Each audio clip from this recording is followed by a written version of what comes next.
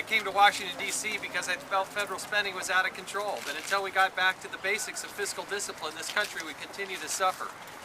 This right here is the most dangerous credit card on the face of the planet. It's the voting card of the United States Congress. There seems to be no limit, no repercussions, and no penalties for overusing this card.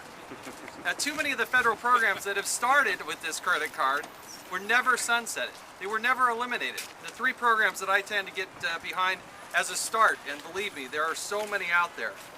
We offer, as a federal government, $28 million in federal subsidies for mohair.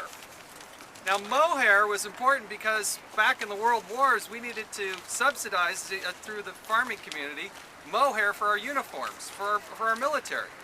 Problem is, we haven't used mohair in our military uniforms since the Korean War, and yet we still spend $28 million on that program.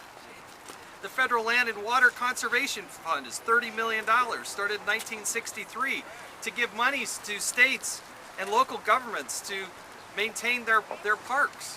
We can't even take care of our own federal parks. $30 million goes out the door for that. And one that's one of my favorite, I love Ireland, but we spend $14 million at what's called the International Fund for Ireland.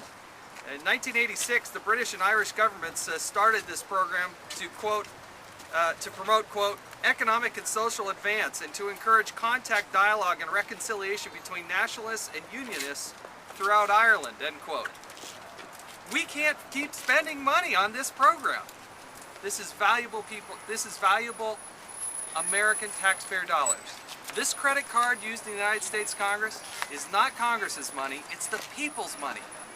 And I need my colleagues throughout to understand that we just can't be all things to all people.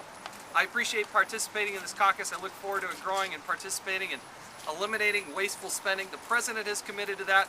We're going to give him a little help. Yeah. Thank you, Jason.